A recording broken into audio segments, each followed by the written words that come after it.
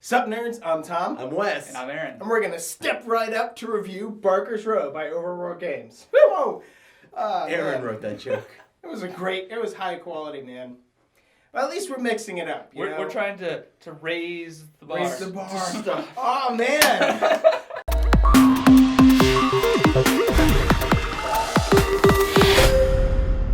So in Barker's Row, you're going to be... Can we not do the hat? Let's just stop. not do the hat. In Barker's Row, you take on the role of a carnival barker trying to build the best attractions, gather the most freaks. That way you can attract these rubes to come sit in your grandstands and show them the best show that you can show them.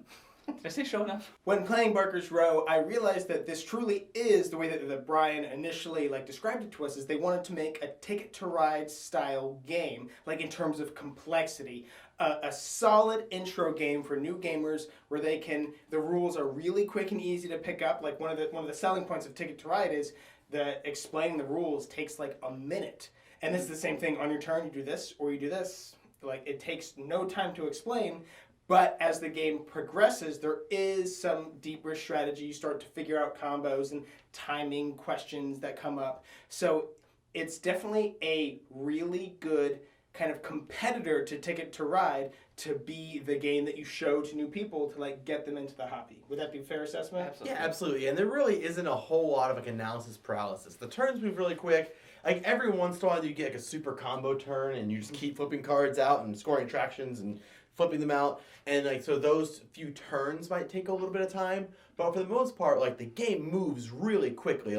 Unless someone's scoring an attraction, it's just all right, flip that, and that's 3 turns right there. Because all you have to do is look at what attractions you have, the colors and stuff, and look at the midway and see if you can even afford it based on where you are on the track. And if you can't, you're just okay, just add another freak. Okay, next. Yeah, the only decision you have to make is, do I want to add one that's going to help my color, or do I want to add one that maybe isn't out there so that I'm not helping someone else? Because we do all share these resources. It's a really basic mechanic of, okay, I have these cards to score, so I need this many of this color to score that card. And the thing that really makes it unique and interesting is the fact that we're all sharing the same pool of resources or cards. So when you go to score the card, if Aaron puts down a 5th pink and I need 6 and I can put a pink down, then I take all those pinks and he doesn't get them. And then I'm now I gotta wait 2 more turns for them to build back up. Which is why they recommend to you at the very beginning of the game to make sure that you have, if you can, have 3 different color attractions. Which is why they also have that rule, which is if you ever have 3 of the exact same, you can reveal it, dump it, and draw 3 new, which is different from when we played. We actually did a Kickstarter preview video for this game way back when it was on Kickstarter. We also have a live playthrough of this game. And since then, very small rules have changed. That was one of the biggest ones that's changed, and I'm really, really glad, because I think the rule was you can take an action to raise yourself up on the grandstand to draw 2 more, look for those through those 5, and then dump down to 3, which really kind of penalized you a bit for having a bad hand, which really wasn't something that was your fault in a sense, right? You just got dealt a bad hand. Now, in a lot of games, when you get dealt a bad hand, you just have to know how to deal with it. And I like how it's only if you have exactly 3 of the same color. Because I could have 2 of the same color and then 1, which really brings me down to I can only score, only half of these colors really help me. But it's you have to deal with that. When it's all one color, they're okay, fine. Then you can mull again. I actually didn't realize that rule changed. I didn't read the rule book when we got this in. I just played the rules we were playing. Did you really? Yeah, so I'm actually really excited to hear that because Did you realize that there's 13 instead of 12 now? I did realize that. Okay. Yeah, I did realize that because there's 13 little pillows on the because that changed mid-campaign, and they had said well, just your 13th one, just kind of once you have your 13th, you don't need a place to put it, but they actually printed it on the grandstand. I did realize that, just mostly because it's printed on the grandstand. A lot of things been going over your head recently. I wanted to just checking, So it's awesome seeing the game completed after we did the Kickstarter preview a while back. Seeing this awesome tower now with the little things that click on there, and they actually stay in place a lot better than the little piece of paper we had. And the fact that the meeples have been upgraded so that you have 13 unique meeples that you can place into your grandstands. There's a couple extra options that they should be available somewhere maybe. If not, you're going to have to find a Kickstarter copy. But these sleeves that are really cool, that they're unique sleeves instead of just getting generic clear sleeves, and this mat which helps keep everything organized really well. I will say that when we played the prototype, it never occurred to us to stack No. cards of the same suit. Whole We table just of had these. them all over the place. I guess in part, like, it helped with the confusion a little bit. It wasn't, like, super obvious that there's all those beasts up there. You had to kind of, like, count, like, oh, wait, hang on, there's a 3 over here and a 2 over there. Mhm. Huh, you know? So That makes 5. I'm just saying. Yep. In here, it's like there's no questions. Just look, No. bump, bump, bump, bump. And there, like, you could kind of glaze over it and be like, I'm not going for the orange, and I ain't gotta worry about the orange. But you never really notice. You see what I'm saying? Like, and I was actually thinking when I first, the first time I played it, I was like, this is a cool mat, but I kind of wish that there was a place for the deck, the discards, and the Barker's Row on there too, because this mat is just for the midway. But then, if they did that and they made it any wider, it wouldn't fit in the box. And right now, all the components, even with the sleeves and the mat, everything fits in the box real well. And I'm really happy with that. Yeah. I love the mat that we got for Champions of Midgard that has both all the expansions on it, and it's Or huge. Heroes of Landare and Sea. Or Heroes of Landare and I actually Sea. use it as the comforter of my bed now. Yeah, I mean, it's awesome, don't get me wrong, but it's like, Doesn't where am I fit going in to the put box. this? You know? I get a special tube, like one of the ones, the contractor tubes for. For what are you doing? Like for It's a guns? bazooka. Yeah. At my house now, I have like, this is my board game room, this is my board game mat room. So I think my favorite thing about Barker's Row, besides the fact that like it's a great intro game, we said in our Kickstarter preview that it's probably going to replace a lot of the intro games I typically use, is the natural built-in catch-up mechanism this game has with the Strongman Tower. So every time you score an attraction, you move up a level in the Strongman Tower, and then each of your attractions costs 1 more. So first it costs 4, and then your next one costs 5, your next one costs 6, and there's different attractions that you can use your powers to like mitigate that and stuff. But typically, it's the better you do, the more expensive your next one is. So if you're doing really bad, because there is kind of like a natural, like as the game is going on the table, you can get into these loops where like, all right, I put a card, Aaron puts a card, Tom puts a card. Okay, now it's my turn. There's enough for me to buy something. And then Aaron puts a card, and Tom puts a card, and I put a card, and Aaron and Tom. Oh, it's my turn. Now there's enough for me to buy something. Like that can happen, but only so many times, because eventually I'm going to need like 7 to score another one, and Tom only needs 5. So where on like my turn there's 5, and I'm like, I can't buy anything. And then Aaron's turn, he doesn't have that, and it goes to Tom, there's still 5, and he can. So that way, no one really gets left behind. And I've seen a lot of games with a person who was in last place kind of gets a crazy combo, and because everyone else needs so many, the midway gets so full of cards, that person in last place just kind of like puts one down every time. Or some turns it can put multiple attractions down in the same turn and really jump ahead of everyone that way.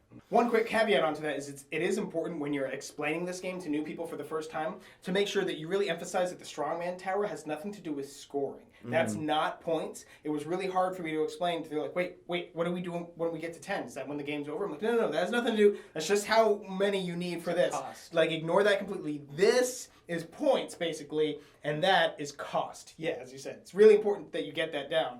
But the biggest thing that I like about this and what makes it a lot of fun to teach to people is how thematic it is, in not even just like the art and the mechanics, how they go together, but they're called attractions.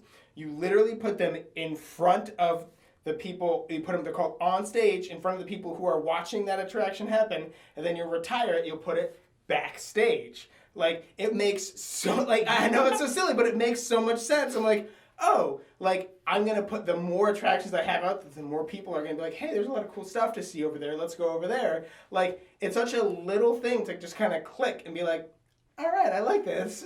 Good job. I really do like the theme as well. Like, this game definitely, has, it's kind of a darker, theme that I usually am drawn to, but it's still cartoony. It's still like wacky and zany, and it definitely has that, like you said, that feel that like, oh wow, look, my grandstand is filling up. Like I'm starting to win. Oh no, yeah, he is taking the lead.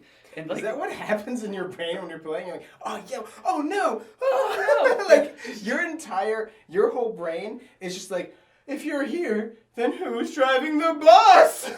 Zany! And I really enjoy how the Midway works, having all the carnies out there being a pool that everyone is trying to use to make their attractions. So, all the people are showing up for work, and we're like, hey, no, you're working for me right now. Like, we're going to run this attraction. We're going to get all the rubes. And it's just, it's a lot of fun.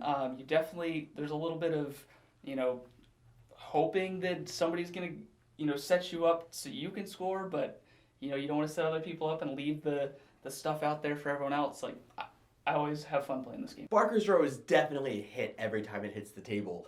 It's been really great pulling in people who aren't necessarily like gamers to the table. Like everyone I've played with has loved it. They've like, oh, this is the kind of game that I want to play. Like this makes me want to play more games, which is always a great thing to hear.